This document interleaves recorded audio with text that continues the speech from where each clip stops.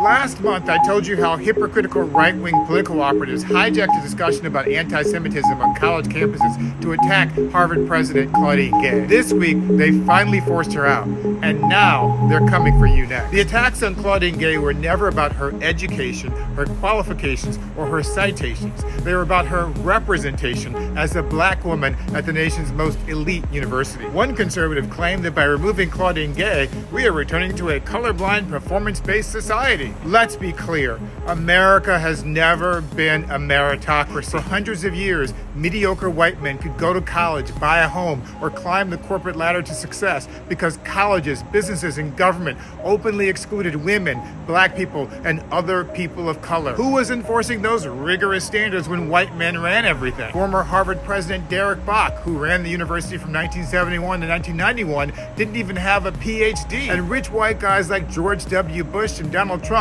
could buy their way into Ivy League colleges with mediocre grades. Republicans weren't worried about high standards when Supreme Court Justice Neil Gorsuch plagiarized a law review article in his 2006 book, or when Congressman George Santos plagiarized his whole resume. This so-called meritocracy they talk about only became a thing in recent years when black people started going to white colleges and getting formerly white-held jobs in the 1970s. It's the same with our voting laws. White men voted for hundreds of years without ever needing an ID, but the moment black people got the right to vote and elected a black president, suddenly we have voter ID laws popping up all across the country. That's why the resignation of Claudine Gay is bigger than Harvard. It's even bigger than college education. It's part of a long-term campaign and strategy by right-wing forces to attack DEI, affirmative action, critical race theory, and anything that might help black people after centuries of oppression. Claudine Gay acknowledged this reality in an essay in the New York Times this week after she resigned. The campaign against me was about more than one university and one leader, she said. It was part of a broader war to unravel public faith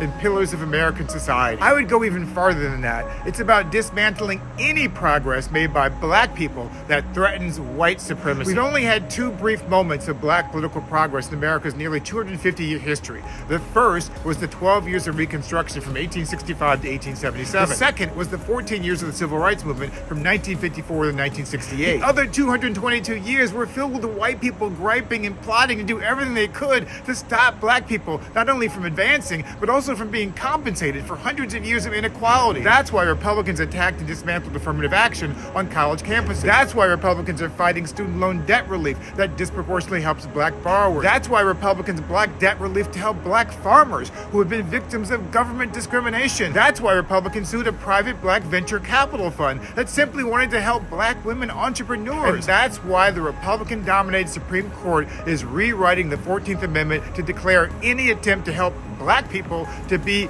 unconstitutional. So anybody who thinks that black people only need to focus on reparations and not worry about politics and presidential elections is missing the point. I fully support reparations, but while we're arguing amongst ourselves, they're stacking the deck to make anything pro-black against the law. So wake up, folks. Claudine Gay is not the end. They're coming for you too.